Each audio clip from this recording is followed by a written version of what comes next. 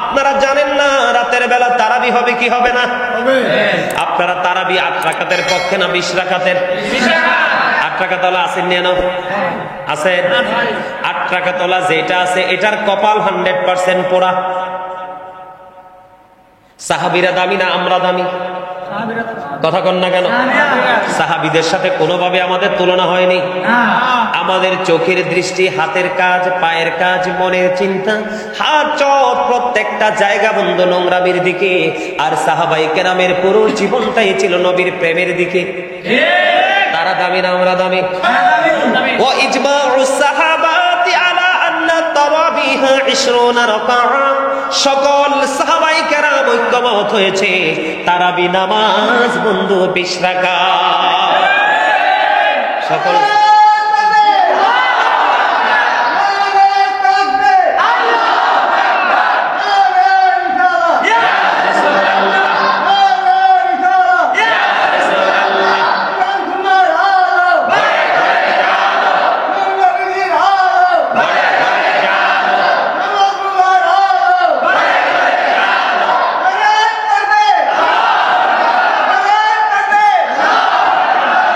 শেখের মনে জ্বালা উঠছে, মিটাক না একটু, আমরা ধৈর্য ধরে। কি হয়েছে ঠিক না?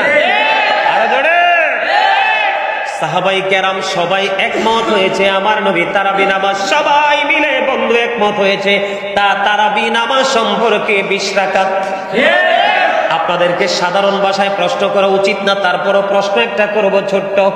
এখন দেখবেন বাংলাদেশে কত বড় বড় শায়েখ ঘোমটা দিয়ে বসে বসে ফতোয়া দিবে তারাবি নামাজ 8 রাকাত 12 রাকাত মাইনাস করে দিছে।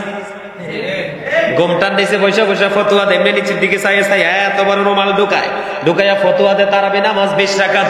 আপনারা বলেন তো আল্লাহর কদমে সেজদা বেশি দিলে লাভ না কম দিলে লাভ? আরো জোরে। আল্লাহর কদমে সেজদা বেশি দিলে লাভ না অল্প দিলে? তাহলে 20 রাকাত তারাবি, আমার নবী 20 রাকাত তারাবি নামাজ পড়েছে, বিথের নামাজ পড়েছে 3 রাকাত। গতকালকে যেখানে মাহফিলে ছিলাম, ওই মাহফিলে যাওয়ার একদিন আগে নাকি ইমাম সাহেব ফতোয়া দিছে বিথের নামাজ 1 রাকাত। আমার দাদা ভাই যারা আছেন আপনারা জীবনে 1 রাকাত পড়ছেন নিবিতে? বুঝতে হবে মৌলবী ঠিক নাই, সব মৌলবী ঠিক নাই। কিছু মৌলবীর গায়ে বন্ধু অ্যালার্জি আছে। যাদের গায়ে অ্যালার্জি আছে, চুলকানি যখন শুরু হয় কোনটা সঠিক কোনটা বেঠিক বলে এটার কোনো ঠিক ঠিকানা নাই। কেন বলেন? কি নাই? ঠিক ঠিকানা নাই। আপনাদের অনেকের গায়ে লাগতে পারে, আই ডোন্ট কেয়ার, কিচ্ছু করার নাই। কারণ আমার রাসূল বলেছেন আল হাক্কু মুররুন হক্কতা তিতা। আল্লাহ রাব্বুল আলামিন কোরআনে বলেছে ওয়াকুলু কাওলান সাদীদা। আল্লাহ বলেছেন সে দা রাইট থিং, সত্য কথা বলো, সঠিক কথা বলো। আমার আল্লাহ সত্য বলেছে, সত্য সন্ধান দিয়েছে। আমার নবী সত্য বলেছেন। বেঈমান কাফেররা বলেছেন হি ওয়াজ ভেরি ট্রুথফুল। আই নবী মুহাম্মদ ছিলেন সত্যবাদী। আরো জোরে। সকল সাহাবায়ে কেরামের মত কি তারাবি নামাজ কয় রাকাত? 20 রাকাত। আপনাদেরকে কেউ যদি 8 রাকাতের ফতোয়া দেয় মানবেননি? কথা বলেন, পড়বেন? বন্ধু পড়তে পারেন না পারেন, তবে একটা কাজ হলো আমার নবী তারাবি নামাজ জামাতে পড়েননি। বলে হুজুর কেন গো তারাবি জামাতে পড়েননি? আমার নবী যদি প্রতিদিন তারাবি নামাজ জামাতে পড়তো এখন আমাদের জন্য এটা ফরজ হয়ে যেত। আমার নবী বলতেন ধীরে ধীরে দিন যত গড়িয়ে যাবে, পৃথিবী যত কিয়ামতের নিকটবর্তী হবে, আমার উম্মতগুলো জীবন জীবিকার জন্য সময় দিবে, তারা পাগল পাড়া হয়ে যাবে। এই জন্য নবী তারাবি নামাজ জামাতে পড়েননি। তারাবি নামাজ নবী জামাত ছাড়া পড়েছেন যেন আপনি আপনার সুবিধা মতো জামাত ছাড়াও আদায় করতে পারেন। আর জোরে বন্ধুরে আমার, আবু দাউদ শরীফের মধ্যে এসেছে হাদিস খান, আমার পিচ্চির কাছে আমার মোবাইলটা আছে, সবগুলো দলিল আছে একবারে রেফারেন্স সহ। বন্ধুরে আমার, হযরতে ওমর রাদিয়াল্লাহু তাআলা আনহু, উবাই ইবনে কাব রাদিয়াল্লাহু তাআলা আনহুর পিছনে নামাজ পড়ার জন্য মুসল্লিদেরকে একত্রিত করলেন, মানুষকে একত্রিত করলেন। করার পরে উবাই ইবনে কাব রাদিয়াল্লাহু তাআলা আনহু সকল মুসল্লিদেরকে নিয়ে 20 রাকাত তারাবি আদায় করলো। জোরে জোরে বলেন না সুবহানাল্লাহ। সাহাবায়ে কেরাম আমার নবী বন্ধু 20 রাকাত তারাবি পড়েছেন, ভিতরে নামাজ 3 রাকাত পড়েছেন। সাহাবায়ে কেরাম সকলে ঐক্যমত হয়েছেন বন্ধু। ওয়া ইজমাউস সাহাবাতি আলা আন্না তারাবিহা 20 রাকাআ। আমার নবী জানি সাহাবায়ে কেরাম সকলে ঐক্যমত হয়েছেন তারাবি নামাজ 20 রাকাত। আমার নবী পড়েছেন 20 রাকাত, সাহাবায়ে করেছেন 20, সাহাবায়ে কেরাম পড়েছেন 20 রাকাত। বাংলাদেশের জমিনেও এই যে মুরব্বি তাদের বয়সী যারা ইমাম ছিলেন, শায়েখ মাশায়েখ ছিলেন, ঠিক কিনা বলেন? আপনাদের জামানায় যারা বড় বড় বুজুর্গ আলেম ছিল তারা 20 রাকাত করছেন, 8 রাকাত। চাচা কথা বলেন না, 20 রাকাত না 8 রাকাত? আপনাদের জামানায় 20 রাকাত করছে না সবাই? মারামারি কাটাকাটি ছিল? এখনকার বন্ধু এই যে বন্ধু প্রত্যেকটা বিষয় নিয়ে মানুষের মধ্যে দ্বন্দ্ব সৃষ্টি করে দিচ্ছে, এত বেশি ভুল ফতোয়া দেয়নেওয়ালা বক্তা বাংলাদেশে বের হয়েছে। 73টা দলের মধ্যে 73টা দলের লিডারই হলো মাওলানা, ঠিক কিনা বলে? একটা মাত্র হলো রাইট, বার 72টা কি? কথা বলেন না কেন? 72টা রং, একটা হলো রাইট। এত রঙের মাঝে রাইট খুঁজে বের করা বড় মুশকিল। আপনাদের জন্য সহজ উপায় হলো আমার চাচা আমার দাদার জামানায় যে ইসলামটাকে মেনে এসেছিল, যেমন আমরা বন্ধু মিলাদ পড়েছি, তারা মিলাদ পড়ছেন না? আপনারা দাদার লগে গেছেন না? সেই জামানায় গজব ছিল বেশি না এখনকা বেশি? অহংকা বেশি না? কারণ আপনাদের জামানা ছিল সত্য, সব ছিল সত্য, কোনো মারামারি হানাহানি ছিল না। বন্ধু নবী বলেছেন কিয়ামতের পূর্বক্ষণে পৃথিবীর বুকে সবচেয়ে বেশি নিকৃষ্ট মানুষ হবে আলেমরা।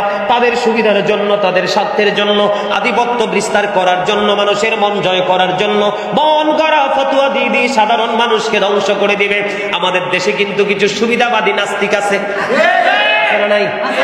দেখবেন কিছুদিন পরে যদি কোনো বড় শায়েখ যদি ফতোয়া দেয়, জুমার নামাজ তো নাই, আগে তারা ভুল করছে, দেখবেন 100 জনের মধ্যে 20 জন এটাকে সাপোর্ট করে ফেলবে। কি বুঝছেননি আমার কথা? এইরকম বড় বড় জঘন্য মিথ্যাচার কিন্তু এখন করতেছে। বন্ধুরে আমার, ওমর রাদিয়াল্লাহু তাআলা আনহু মানুষ একত্রিত করলো, উবাই ইবনে কাব রাদিয়াল্লাহু তাআলা আনহু সবাইকে নিয়ে 20 রাকাত তারাবি নামাজ পড়েছে। জোরে জোরে সুবহানাল্লাহ। মুরব্বীদের ইসলামটা মানবেন, তাদের মুরব্বীদের আমলে যেভাবে আমল করেছেন সেইভাবে করবেন, দুনিয়া ঠিক থাকবে। যুবক মনে রাখবো, আমি আজকে জায়গায় বলে গেলাম, তোমরা যারা ইয়াং ম্যান আছো তোমাদেরকে বলতে চাই, এই যে মুরব্বীরা আছে, এই যে মুরব্বীরা আছে, ওনারা পৃথিবী চলে যাওয়ার পরে, পৃথিবী ছেড়ে যাওয়ার পরে বেশি দিন এই পৃথিবী টিকবে না। কারণ বর্তমান যুবকেরা তারা নামাজ পড়তে চায় না, আল্লাহ রাসূলের গোলামি করতে চায় না। ওই যে আধুনিক বন্ধু এলার্জিওয়ালা আলেমরা, কথিত মৌলবীরা ফতোয়া দেয়, এই যুবকরা মজা পায়, কয় নাই নাই নাই, বড় আরাম, ঠিক কিনা বলে? তোমরা মনে করো বেঁচে গেছো, না না, তারা কিন্তু তোমাদেরকে জাহান্নামের দিকে নিয়ে যাচ্ছে। তোমরা বুঝতে হবে পরিপূর্ণ ইসলাম বন্ধু ডিজিটাল নয়। ইসলামের জন্ম যেখান থেকে যেমনি শুরু হয়েছে এটা আজও পর্যন্ত এমনি থাকবে, এটা কখনো পরিবর্তন হবে না। পরিবর্তন হবে আমাদের মতো কিছু সুবিধাবাদী মানুষ। কথা বলেন না কেন? তারাবি নামাজ কয় রাকাত পড়বেন? তো ফতোয়া মানবেন নি? হ্যাঁ, কথা কন না কেন? মানে কম পড়লে ভাল লাগে না? কম পড়লে কি লাগে? একটু মজা লাগে না? কষ্ট লাগে না? এই হচ্ছে মুমিনদের লক্ষণ। এগুলো কার লক্ষণ? মুমিনদের চিন্তা ভাবনা। যুবকদেরকেও বলছি, জিরাইয়া জিরাইয়া দরকার লাগলে পড়বা, তারপরে 20 রাকাত একটা মাসে নামাজ। যদি 50 ওয়াক্ত নামাজ বরাদ্দ হইতে উপায় ছিল আমাদের? হ্যাঁ, নবী আমাদেরকে মাইনাস করলো, 45 ওয়াক্ত 5 ওয়াক্ত দিল। আল্লাহ কয় আমার কথা লড়তে হবে না, আমি বলছি 50 ওয়াক্ত। আমার বান্দা যখন 5 ওয়াক্ত করবে 50 ওয়াক্তের সওয়াবই দিব। নাকি আমাদের জন্য বিশাল নিয়ামত না? সম্মানিত উপস্থিতি, এই জন্য নবী বলেছেন আহলে সুন্নাহ ওয়াল জামাত ইজ দ্য বেস্ট পার্টি। সুন্নি জামাতের জন্য জান্নাত বরাদ্দ। একটা দলের জন্য জান্নাতের ঘোষণা দিয়েছেন আমার নবী, সেটা হলো কি? আহলে সুন্নাত ওয়াল জামাত। এটার মধ্যে নবীর প্রতি প্রেম আছে, সাহাবায়ে কেরামের প্রতি প্রেম আছে, নবীর আহলে বাইতের প্রতি প্রেম আছে, মাযহাবের ইমামদের প্রতি প্রেম, ইমামদের প্রতি প্রেম আছে, তরিকার ইমামদের প্রতি প্রেম আছে। পূর্বসূরি আইম্মায়ে কেরাম থেকে আজ পর্যন্ত যারা সঠিক ইসলামের দাওয়াত দিয়ে যাচ্ছে তাদের প্রতিও প্রেম আছে, ঠিক কিনা বলেন? তারাবি নামাজ 20 রাকাত পড়বেন, বিতির নামাজ 3 রাকাত পড়বেন, 1 রাকাত পড়বেন না, মনে থাকবে তো? আর জোরে কয় রাকাত পড়বেন? ভুল ফতোয়া শুনবেন না বন্ধু। বেশি বেশি করে দুরূদ পড়বেন, বেশি বেশি করে কোরআন তেলাওয়াত করবেন, কারণ কোরআন আপনাকে কাল কিয়ামতের দিন আল্লাহর দরবারে সুপারিশ করবে। কি করবে? রোজা বলবে, আল্লাহ গো, আমি রোজা তোমার বান্দাকে এই কাজগুলো থেকে বিরত রেখেছি, আমার দোয়া কবুল করো। কোরআন আল্লাহর দরবারে দরখাস্ত করবে, আল্লাহ গো, তোমার এই বান্দাকে আমি কোরআন রাতের বেলা জাগ্রত থাকতে বাধ্য করেছি। আমার নবী বলেছেন, এই রোজা এবং কোরআনের দরখাস্ত আমার আল্লাহ কবুল করে নিবে। সুবহানাল্লাহ করবেন তো? বেশি বেশি করে দান সাদকা করবেন। আমার রাসূল বন্ধু, রোজা রাখলে আপনারা সেহরি খাইতে হবে, হালাল উপার্জন দিয়ে ভাত কিনে খাবার কিনে খাবেন, অন্যথায় কিন্তু রোজা হবে না। ওই যে বলেছিলাম বন্ধু, সারাদিন উপাস থাকবেন, কাজ হবে না, গীবত বলা যাবে না, কাউকে গালি দেওয়া যাবে না, মিথ্যা বলা যাবে না, হারাম উপার্জিত অর্থ দিয়ে খাবার খাওয়া যাবে না, খাইলে কোনো লাভ হবে না। কারণ লা তুকবালু সালাতুন বিগাইরি তুহুর ওয়ালা সাদাকাতুম মিন গুলুল। বন্ধু, পবিত্রতা ছাড়া ইবাদত কবুল হয় না, এবং হারাম টাকা দান করলে দানও কবুল হয় না। জোরে জোরে বলেন না আল্লাহু আকবার। এখন আমাদের দেশে অপবিত্র নামাজি বেশি, কথা কয় না? পবিত্রতা অপবিত্র বলতে বুঝছেন নাকি? টাকা পাঞ্জাবিটা হারাম টাকায় কিনা, খাবারটা হারাম টাকায় খাওয়া, ঠিক কিনা বলেন? সুদের টাকা, ঘুষের টাকা, বিভিন্ন রকমের টাকা, ঠিক কিনা বলেন? এই জন্য বন্ধু, রমজান মাস আপনি যদি হারামের সাথে সম্পৃক্ত থেকে কাজ করেন, আপনার লাভ হবে না। হারাম থেকে দূরে থাকতে হবে, তাহলে রোজা আপনার কবুল হবে। জুড়ে জুড়ে বলেন না সুবহানাল্লাহ। আর জোরে হালাল উপার্জন দিয়ে সেহরি খাবেন, কারণ সেহরিতে অনেক বরকত আছে। ইফতারি করবেন কেমনে জানেননি? বর্তমানে এখন আজকে আসার সময় আমার ছেলেদেরকে গাড়ি থেকে দেখাইছি, এই যে দোকানের দিকে তাকাও, কনফেকশনারির দিকে তাকাও, সবগুলো খাবারের মধ্যে ভেজাল।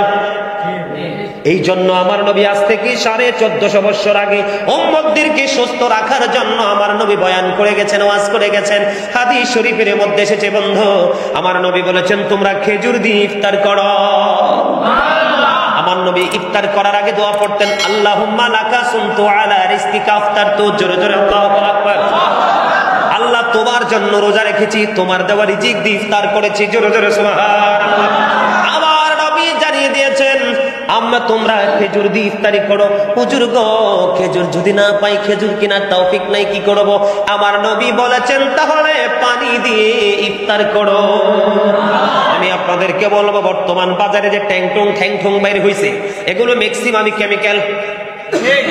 এগুলো শরবত খাওয়ার চাইতে আপনারা কি করবেন? বাড়িতে লেবু কিনে এনে রাখবেন। কি লেবু কিনে এনে রাখবেন, বাড়িতে যদি থাকে তাইলে আরো বেটার। লেবু কিনে বন্ধু একটু একটু গুড় দিয়ে শরবত বানিয়ে খাবেন। আপনি রোজাদার, শারীরিক ভাবে আপনি অনেক বেশি সুস্থ থাকতে পারবেন। জুড়ে জুড়ে সুবহানাল্লাহ। আর জুড়ে বলেন না সুবহানাল্লাহ। আর একটু মহব্বতে সুবহানাল্লাহ বলতে পারেন না? আমার আল্লাহ বলতেছেন, রোজা আমার সন্তুষ্টির জন্য। কিসের জন্য? আর জোরে আল্লাহ রাব্বুল আমিন বলতেছে, রোজা আমার সন্তুষ্টির জন্য, আমি নিজে আমার বান্দাকে সেই প্রতিদান দিব। জোরে জোরে কন্যা সুবহানাল্লাহ। আমরা আল্লাহকে সন্তুষ্ট করার জন্য বন্ধু রোজা রাখবো, মানুষকে খুশি করার জন্য নয়। রমজানের শেষ 10 দিন যখন আসবে বন্ধু, মাজার কাপড়টা শক্ত করে বেঁধে ইবাদতের জন্য নেমে যাবেন। মা আয়েশা সিদ্দিকা রাদিয়াল্লাহু তাআলা আনহা তিনি বলেছেন, আমার নবী রমজানের শেষ 10 দিন যখন আসতো, তো কোমরে মাজায় কাপড় শক্ত করে বেঁধে আমার নবী ইবাদত করতেন, এবং আমাদেরকেও জাগিয়ে দিতেন ইবাদত করার জন্য। রমজানের শেষ 10 দিন যখন আসবে, তোমরা লাইলাতুল কদরকে তালাশ করবে মেজর রাত্রিগুলোতে। সুবহানাল্লাহ বলেন না? আপনারা রমজানের শেষ 2 দিন ইতিকাফ করবেন। যেই মসজিদে 5 ওয়াক্ত জামাত হয়, মসজিদে পুরুষরা ইতিকাফ করবে।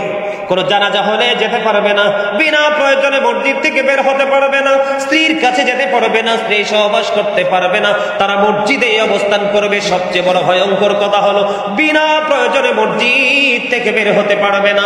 পুরুষরা ইতিকাফ করবে, মা বোনেরা বাড়ির আঙিনা এরকম একটা সুন্দর করে তৈরি করে তারাও বাড়িতে ইতিকাফ করতে পারবে। জীবনের গুনাহগুলি আমার আল্লাহ মাফ করে দিবে। আর জোরে কন্যা সুবহানাল্লাহ। আমাদের দেশে অনেক মানুষ আছে বন্ধু, রমজান মাসে রোজা রাখতে চায় না। কি করতে চায় না? অনেকের গ্যাস্ট্রিক বেড়ে যায়, মাথা ব্যথা বেড়ে যায়। অনেক দোকানদার আছে টাউট পর্দা টানাইয়া খাবার রেডি করে, ওইটারও যেই জন্মের ফিটাফিট বল্লায়। কি? রিজিকের মালিক কে? আল্লাহ। তুমি যদি 3 রাস্তার মোড়ে দোকান চালু না করতাম তাহলে মানুষ লুকিয়ে খাওয়ার সুযোগ পাইতো না, ঠিক কিনা বলে? মদের দোকানে যদি মদ বিক্রি না হয় তাহলে মদ যারা খায় তারা কিনতে পারতো। ইয়াবার দোকানে যদি ইয়াবা বিক্রি না করে তাহলে কখনো ইয়াবা খাওয়া সম্ভব না। এইগুলোর জন্য ওই অপরাধী কিন্তু ওই মানুষগুলো হবে। বন্ধু, আমি আপনাদেরকে একটা ব্যতিক্রম একটা আলোচনা শোনাবো, ব্যতিক্রম আলোচনা। আমাদের দেশে কিন্তু অনেক মানুষ এই বন্ধু রোজার কাফারা কাজা কিভাবে আদায় করতে হয় জানে না, আছে না নাই? অনেকেই জানে না, ম্যাক্সিমাম লোকই জানে না। বন্ধু, আমি আপনাদেরকে আজকে বলে দেব বন্ধু। হযরত ওমর রাদিয়াল্লাহু তাআলা আনহু থেকে হাদিস খানা বর্ণিত। ও বন্ধু, আপনাদের জন্য কাজ হলো, যিনি বৃদ্ধ হয়ে গেছেন, রোজা রাখতে পারছেন না, এই রোজা 1 মাস রাখতে পারলেন না, ধরেন বিগত দিনে বিগত বছরগুলোতে 1 মাস রোজা রাখতে পারলেন না, কি করতে পারলেন না? জোরারা রোজা রাখতে পারলেন না, আপনি এটার কাফারা দিতে হবে। কি দিতে হবে? আপনি চলে গেলেন, ধরেন মুরব্বী আপনার বাবা দাদা আপন স্বজন চলে গেল, এখন ফরজ রোজা একটা ভাঙলে বন্ধ সারা জীবনে যেটার খেসারত হয় না, এই রোজার কাফারা আপনি কেমন করে আদায় করবেন? আমার নবী শিখিয়ে দিয়েছেন, তুমি তোমার ওয়ারিসকে বলে যাও তোমার পক্ষ থেকে যেন ফিদিয়া আদায় করা হয়। বন্ধু, একটা রোজার বিনিময় ও বন্ধু একটা মিসকিনকে 2 বেলা খাওয়াইয়া দিতে হবে। একটা রোজার বিনিময় 2 বেলা খাওয়াতে হবে। তাহলে 30টা রোজার ক্ষেত্রে 60 জন মিসকিনকে 2 বেলা কি করতে হবে? আমি আপনাদেরকে একটা হাদিস শরীফ শোনাই, আপনারা ক্লিয়ারলি বুঝতে পারবেন। হযরত আবু হুরায়রা রাদিয়াল্লাহু তাআলা আনহু থেকে হাদিস খানা বর্ণিত। বন্ধুরে আমার, তিনি কি করলেন? দৌড়ে চলে গেলেন আমার নবীর কাছে। আমার নবীর কাছে দৌড়ে গিয়ে বললেন, ইয়া রাসূলুল্লাহ, ইয়া হাবিবাল্লাহ, নবী গো, আমি ধ্বংস হয়ে গেছি, আমি ধ্বংস হয়ে গেছি। কি করেছো তুমি? ধ্বংস হয়ে গেছো? হযরত আবু হুরায়রা রাদিয়াল্লাহু তাআলা আনহু বলছেন, আমরা নবীর দরবারে উপস্থিত ছিলাম। কি ছিলাম? উপস্থিত ছিলাম। কয় আমি ধ্বংস হয়ে গেছি গো নবী। কি ধ্বংস হয়ে গেছো? তিনি বলতেছেন, আমি রোজা রাখা অবস্থায় যে সময় স্ত্রীকে টাচ করা যাবে না, রোজা রাখা অবস্থায় আমি আমার স্ত্রীকে সহবাস করে ফেলেছি।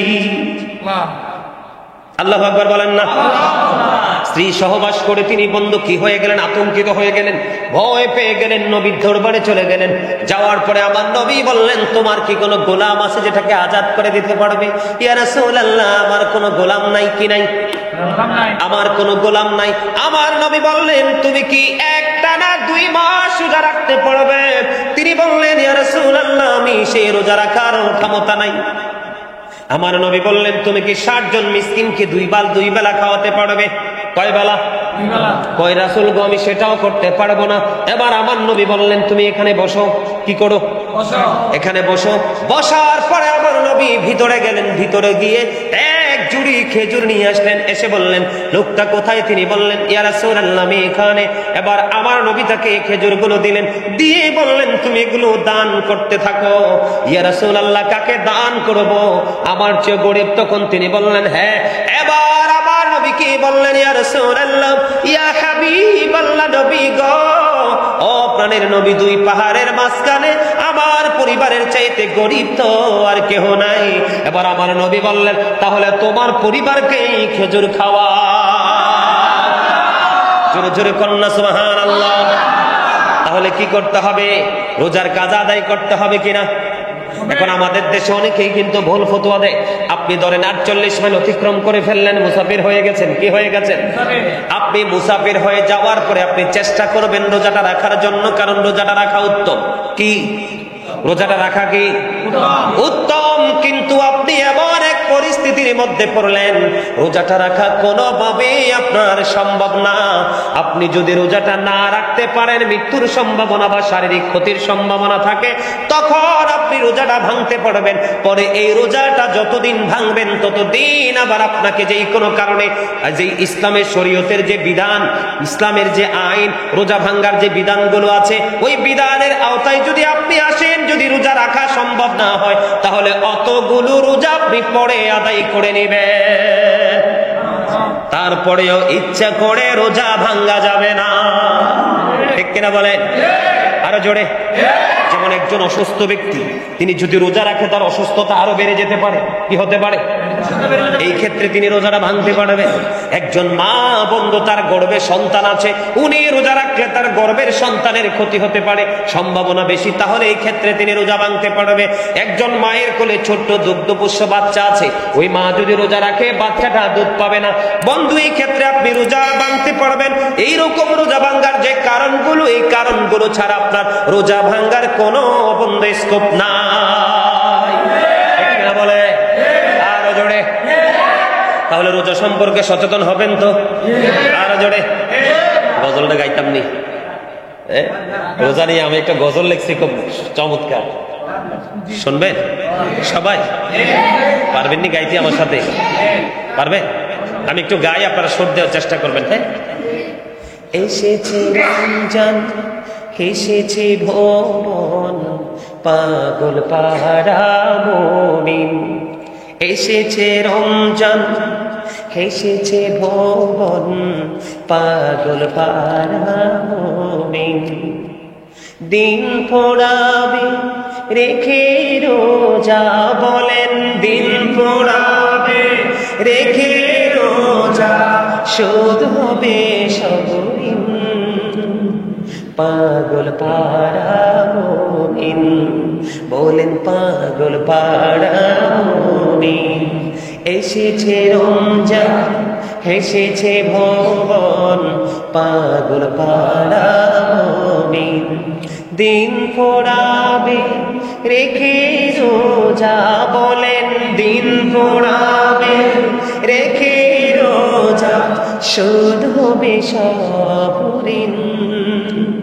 পাগল পাড়া মুমিন, বলেন পাগল পাড়া মুমিন। দিওয়ানা হলো মুমিনেরা, করিতে বরণ রমজান। দিওয়ানা হলো মুমিনেরা, করিতে বরণ রমজান। রমজানেরই মধুর ছোঁয়ায় পাবে সব বিলীন। পাগল পাড়া মুমিন, বলেন পাগল পাড়া মুমিন। রাখিলে রোজা দিবা বাগে, রজনী যুগে তারাবি। নূর নবীজি নূরের ছোঁয়ায়, বলেন নূর নবীজি নূরের ছোঁয়ায়, সুখ যে অনন্ত দিন। পাগল পাড়া মুমিন, জোরে জোরে কন্যা মারহাবা। ভাল লাগছে না গজলটা? আরো জোরে। সাউন্ডটা ভালো না তো, এই জন্য আপনাদের কাছে, অনেকের কাছে আসলে গতকালকে গাইছি সেটা বেশি মজা হয়েছে। হ্যাঁ, আজকে সাউন্ডের কারণে তো একটা ভালো লাগছে না। এই গত কয়েকদিন আগে লিখছি রমজান নিয়ে, আমি প্রতি বছরই রমজান নিয়ে একটা গজল লিখি। গত বছর লিখেছি, তার আগের বছরও লিখেছি। যেমন আপনারা অনলাইনে শোনেন, যারা আলোচনা শোনে তারা শোনে। আলহামদুলিল্লাহ বলেন আরো জোরে। আরেকটা গজল গাওয়ার রিকোয়েস্ট এসেছে, যেটা রমজান মাসে বেশি শোনা যায়, গভীর ভোর রাতে। গাইবো? পারলে আমার সাথে গাইবেন, এটা আপনাদের সবার কাছে পরিচিত একটা সুর, ছোট্ট করে গাইবো, তারপরে আমি আবার আলোচনা যাব। ঠিক আছে তো? আল্লাহু আল্লাহু আল্লাহু আল্লাহ, আল্লাহু আল্লাহু আল্লাহু আল্লাহ। আল্লাহ সকল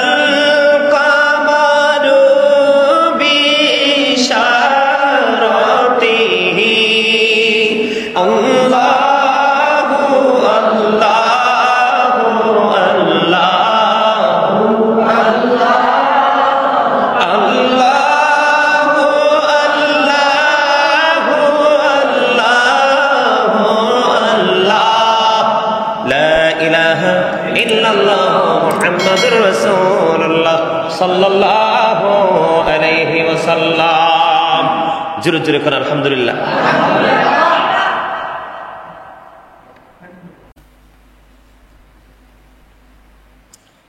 সম্মানিত উপস্থিতি, আমার কাছে কিছু প্রশ্ন এসেছে, প্রশ্নের উত্তরটা দিয়ে তারপরে আবার ওয়াজে যাই, ঠিক না?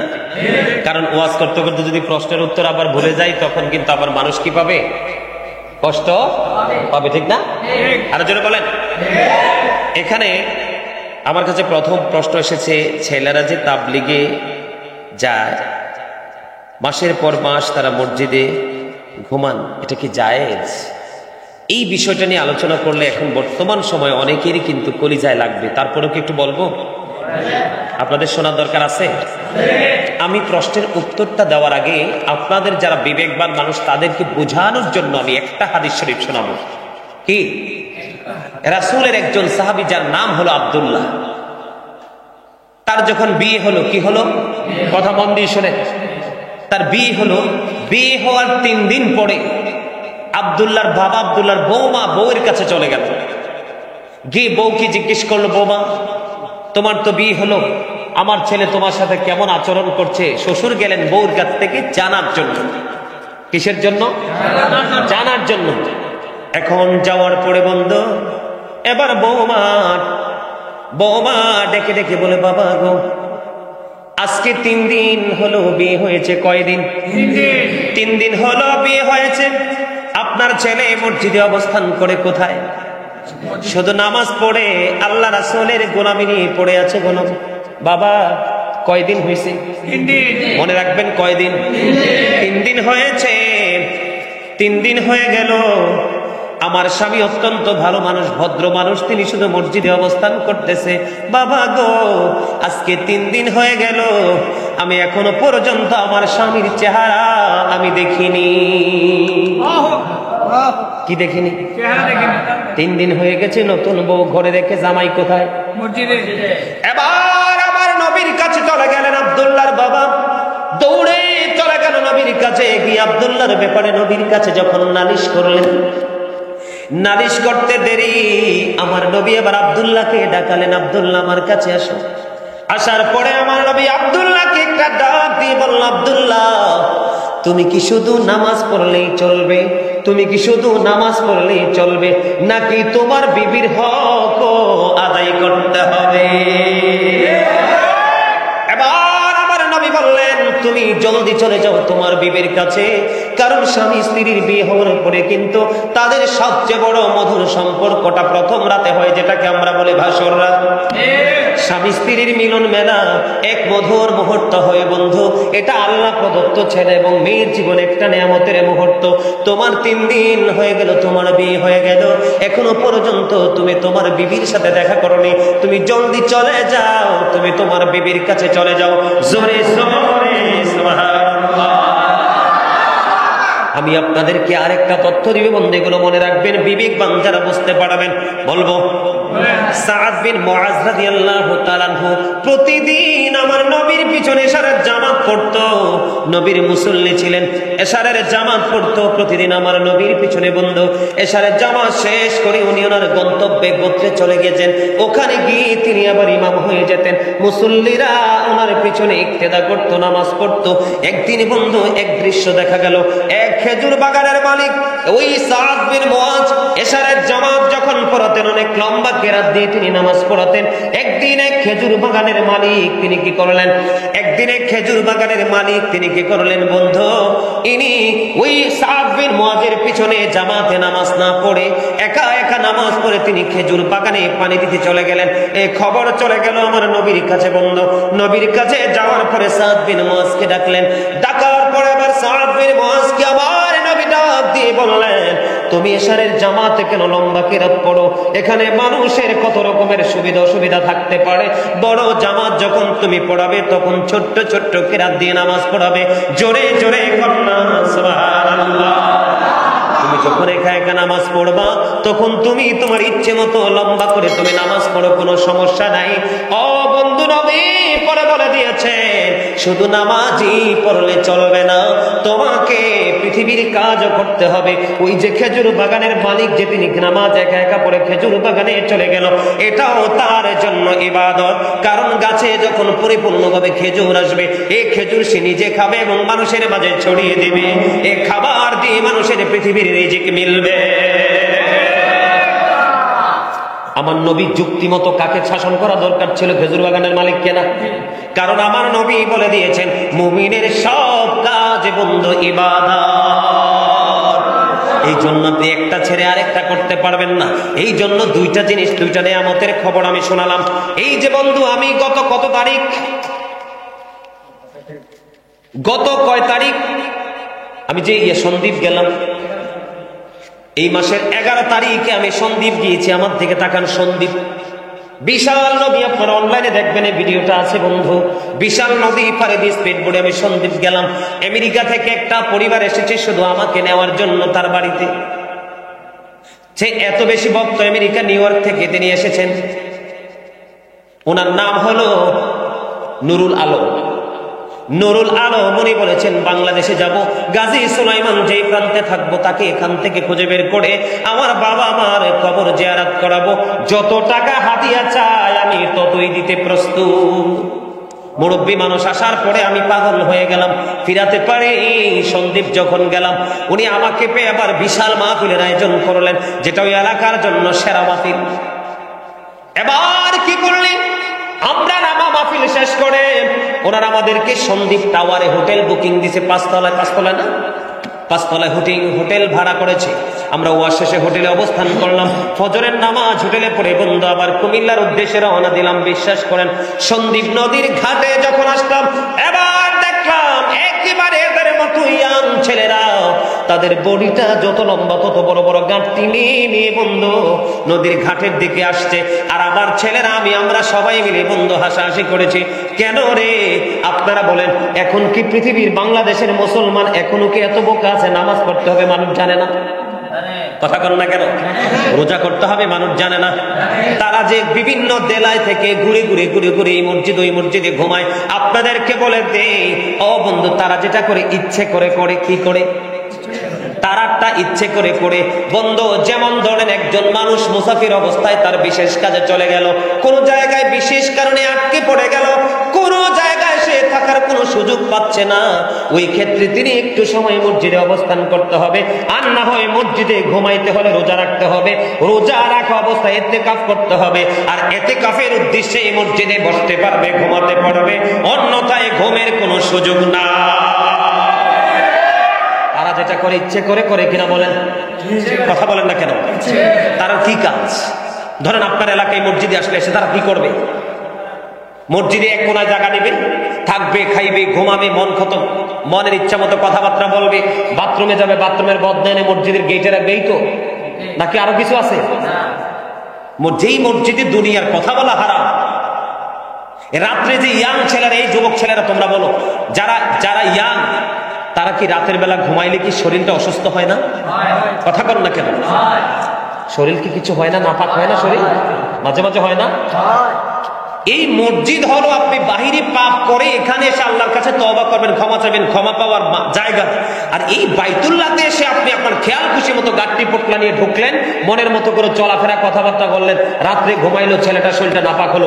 এবার আপনারা বলেন এই পবিত্র জায়গাকে, এই নাপাক জায়গাটাকে, যে পবিত্র জায়গাকে নাপাক করলো, এই ঋণ কিভাবে সে শোধ করবে? কথা বলেন না কেন? তাবলীগ কাকে বলে জানেন? ওরা তো কথায় কাজে মিথ্যাবাদী। তাবলীগ কাকে বলে জানেন? তাবলীগ আমার নবী যেটা করছেন সেটা। কোনটা? নবী যেটা করেছেন সেটা তাবলীগ বলে। হুজুর কেমনে? যেমন ধরেন আপনাদের এই মসজিদ, যেমন জয়নাল আবদিন সিরাজি ভাই, উনি আপনাদের এলাকার সন্তান, ঠিক না? উনি আপনাদের এলাকার সন্তান। আপনাদের আশেপাশে হিন্দু বাড়ি আসেনি? আছে না? জয়নাল আবদিন ভাই যদি এখান থেকে বের হয়, অথবা আপনাদের মসজিদের খতিব ইমাম সাহেব যদি এখান থেকে বের হয়ে হিন্দুদের মন্দির আশেপাশে খ্রিস্টানদের গির্জা থাকে, ওখানে গিয়ে যদি দিন সম্পর্কে কথা বলে, তাহলে সেটা হবে তাবলীগ। রাসূল যে তাবলীগ করেছেন ওটা হলো ওই তাবলীগ। রাসূলের কাজ ছিল কি? ওই সময় রাসূলের জামানায় কি ইসলাম গ্রহণ করার মতো মানুষ ছিল? ছিল না। আল্লাহ রাব্বুল আলামিন আল্লাহর হাবিবকে পাঠাইছে দিনকে বেঈমান কাফিরদের কাছে পৌঁছে তাদেরকে ইসলামের সুশীতলের ছায়াতলে আনার জন্য। ওইটা ছিল তাবলীগ। এখন আমাদের দেশে এই মসজিদ থেকে ওই মসজিদ, ওই মসজিদ থেকে ওই মসজিদ, তারা খামখেয়ালি ইচ্ছে মতো, এটা তো কোনো মানি আমি বুঝি না। এই যে আমি আজকে আসছি কুমিল্লা থেকে আপনাদের দেবিদ্যার শিবনগর উত্তরপাড়া গ্রামে আসছি না? এই যে আমিও মুসলমান, আপনারাও, আমি ইমানদার, আপনারাও। আমি কোরআন হাদিস বেশি জানি, কোরআন হাদিস নিয়ে গবেষণা করেছি, পড়ালেখা করেছি, এই জন্য আপনারা জানেন না বিদায় আপনাদেরকে জানানোর জন্য এসেছি। এই যে আমি কাজটা করতেছি এটার নাম হলো তালিম। এক মুসলমান আরেক মুসলমানের কাছে দিন পৌঁছাবে, এটা হলো কি তালিম। আর একজন মুসলমান কোন বেঈমান কাফের মুশরিকের কাছে দিন দাওয়াত দিতে যাবে, সেটা হবে তাবলীগ। আপনারা বলেন তাদের কথায় তারা ধরা না? কথা বলেন না কেন?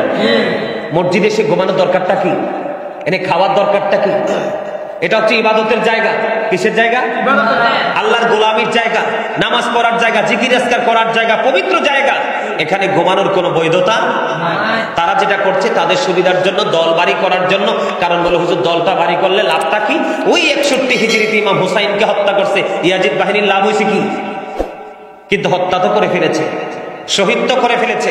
অথচ ইমাম হুসাইন জান্নাতের সরদার। যে ইমানদার যুবকদেরকে জান্নাতে রিসিভ করবে ইমাম হাসান হুসাইন, দুই ভাই। আমার রাসূল বলেছেন, জোরে জোরে কন্যা সুবহানাল্লাহ, আরো জোরে। বর্তমান যুগের তাবলিগি যেটা করছে, আর বিশেষ করে এখন কিছু কিন্তু মহিলা কিছু বেরিয়ে গেছে, এগুলো আরো বাটপা। কিছু মহিলা আছে এগুলো কিন্তু বড় টাউট। আপনারা যারা পুরুষ আছেন আপনারা সচেতন হন। এদের হাতে চটি চটি বই ধরাই দিছে। কি ধরাই দিছে? চটি চটি বই ধরাই দিছে। বোরকা পরে একবারে গেটাপ গেটাপ নিয়ে এই বাড়ি ওই বাড়ি যায়। শোনেন মহিলা, আমার দিকে তাকান। একজন নারী, তার স্বামী, তার উপযুক্ত সন্তান, কি স্বামী, তার উপযুক্ত সন্তান, যেই সন্তান ভালো মন্দ সব বোঝে, আর হলো কি তার বাবা। কয়টা পুরুষ? এই তিনটা পুরুষ ছাড়া একটা নারী তার বাড়ির আঙ্গিনা থেকে বের হওয়া তার জন্য হারাম। কি বাংলাদেশে কি পুরুষের ঠেড়া পড়ছে? বাংলাদেশে কি আলেম ওলামার ঠেড়া পড়ছে যে তুমি চটি বই নিয়ে নিয়ে মানুষের ঘরে ঘরে গিয়ে দাওয়াত দিবা? এরা কিন্তু বিশাল টাকা পায়। খবর নিয়ে দেখেন, বেঈমান কাফেররা এদেরকে টাকা দিচ্ছে ইসলামকে ধ্বংস করার জন্য। যেমনি করে 61 হিজরিতে, কি 61 হিজরিতে যেমনি ইয়াজিদ বাহিনীকে ইহুদিরা ইন্ধন দিয়ে পৃথিবীর লোভ দেখিয়ে ইমাম হুসাইন 72 জন সঙ্গে নির্মম ভাবে শহীদ করে দিয়েছেন, সেই ইয়াজিদের প্রেতাত্মা কিন্তু এখনো আমাদের দেশে আছে, কিয়ামত পর্যন্ত থাকবে। এই তাবলীগে মোটেও জায়েজ নাই, মসজিদে ঘুমানো মোটেও জায়েজ নাই, মসজিদে কোনো কিছু করা মোটেও জায়েজ।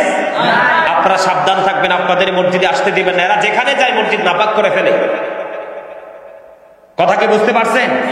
এগুলো থেকে আপনারা সচেতন থাকবেন, এটা করতে দিবেন না। আপনাদের সন্তানদেরকেও যেতে দিবেন। কারণ আপনি যে গাড়ি নিয়ে ঘুরছেন, লাভ হয়েছে কি? আপনার ঘরে বউ আছে, বউর হক আদায় করতে হবে। মা বাবা আছে, মা বাবার হক আদায় করতে হবে। সন্তান আছে, সন্তানের হক আদায় করতে হবে।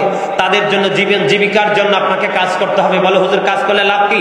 আল্লাহ রাসূল বলেছেন, তুমি যদি সওয়াবের নিয়তে করে থাকো, তোমার এই কাজের বিনিময়ে তোমার আমল নামায় সদকার সওয়াব চলে আসবে। আর জোরে কন্যা সুবহানাল্লাহ। এদের কাছে যেতে দিবেন না আপনাদের সন্তানদেরকে। ছেলেরা পথভ্রষ্ট হয়ে যাবে, ধ্বংস হয়ে যাবে। সম্মানিত উপস্থিতি, এটা মোটেও জায়েজ নেই। আমরা এগুলো করিও না, আমাদের সন্তান আপন সন্তানকে করতেও দেই না। পীর মুরিদি জায়েজ কিনা? অবশ্যই জায়েজ। পীর মুরিদি কিভাবে জায়েজ জানেন? আল্লাহ রাব্বুল আলামিন বলেছেন, তোমরা আমাকে পাওয়ার জন্য উসিলা তালাশ করো। ওয়াবতাগু ইলাইহিল উসিলা। আল্লাহকে উসিলাটা কি? আল্লাহ বলেছেন, ওয়াকুনু মা'আস সাদিকিন, সত্যবাদী লোক। এই সাদিকিনের ব্যাখ্যা করতে গিয়ে শাইখ ইসমাইল হাক্কি রাদিয়াল্লাহু তাআলা আনহু তাফসীরে রুহুল বায়ানের মধ্যে এসেছে, তাফসীরে মাঝহারির মধ্যে এসেছে, তাফসীরে কদরির মধ্যে এসেছে, হক্কানি আলেম এবং হক্কানি আল্লাহর ওলিদের কথা জোরে জোরে সুবহানাল্লাহ। বলে হুজুর লাভটা হবে কি? আল্লাহ বলেছেন, আমার দিকে তাকান। আল্লাহ বলেছেন, join with my dear people, come to my paradise. Allah বলেছেন, ফাদখুলি ফি ইবাদি, ফাদখুলি ফি ইবাদি ওয়াদখুলি জান্নাতি। তোমরা আমার প্রিয় লোকেদের সাথে যুক্ত হও আর আমার জান্নাতে চলে আসো। আপনি বাড়ি বানাইতে হলে ইঞ্জিনিয়ার লাগে না? অসুস্থ হলে কি ডাক্তার লাগে না? বাচ্চাকে পড়াইতে হলে কি স্কুল কলেজ লাগে না? আরবি শিখাইতে হলে মাদ্রাসা লাগে না? ঠিক তেমনি আপনাকে আধ্যাত্মিকতা শিখতে হলে, পরকালীন জীবনে আপনি সুখী হতে হলে অবশ্যই আপনাকে আল্লাহর ওলিদের কাছে যেতে হবে। ঠিক কিনা বলেন? আল্লাহ বলেছেন, যারা আল্লাহর ওলিদের হাতে হাত রাখে তারা যেন আল্লাহর কুদরতি হাতে হাত রাখলো। আল্লাহর ওলিদের হাতের উপর আল্লাহর কুদরতি হাত থাকে। ইন্নাল্লাযীনা ইউবাইউনাকা ইন্নামা ইউবাইউনাল্লাহ ইয়াদুল্লাহি ফাওকা আইদিহিম। জোরে জোরে বলুন আল্লাহু আকবার। আর জোরে। আপনি আল্লাহর ওলিদের কাছে যাবেন কিসের জন্য? আল্লাহকে চিনার জন্য, রাসূলকে পাওয়ার জন্য, ঠিক না? আমার দিকে তাকান। ইসলাম শুধু শরীয়তেই সীমাবদ্ধ নয়, শরীয়তের পরে তরিকত আছে, তরিকতের পরে হাকিকত আছে, হাকিকতের পরে ইলমে মারিফাত আছে। আপনি শরীয়ত মানলেন কিন্তু মারিফাতকে মানলেন না, মারিফাতকে মানলেন শরীয়তকে মানলেন না, আপনি পরিপূর্ণ কখনোই হতে পারবেন না। দেহ ছাড়া যেমন রুহের দাম নাই, রুহু ছাড়া তেমনি দেহের দাম নাই। এগুলো আপনাদেরকে বুঝতে হবে। আপনি যখন আল্লাহর ওলিদের সাথে যুক্ত হবেন, আল্লাহ কি বলছে? ওয়াদখুলি জান্নাতি, তাদের সাথে আমার জান্নাতে চলে আসো। আল্লাহ বলেছেন ওয়া উলিল আমরি মিনকুম, তোমাদের মধ্যকার যারা উলিল আমর আছে, শায়েখ আছে, তাদের অনুগত্য করো। আল্লাহর অনুগত্য করো, আল্লাহর রাসূলের অনুগত্য করো এবং আল্লাহর ওলিদের অনুগত্য করো, হক্কানি আলেমদের অনুগত্য করো। কেন করবেন জানেন? আলা ইন্না আউলিয়াল্লাহি লা খাউফুন আলাইহিম ওয়া লা হুম ইয়াহজানুন। Behold, verily the friends of Allah have nothing to fear or to regret. আল্লাহর ওলিদের কোনো ভয় নেই, তাদের কোনো দুঃখ নেই, তাদের কোনো চিন্তা টেনশন কোনো কিছু নাই, মরার পরও নাই, or to regret, তারা পরকালেও সেম্পিয়া।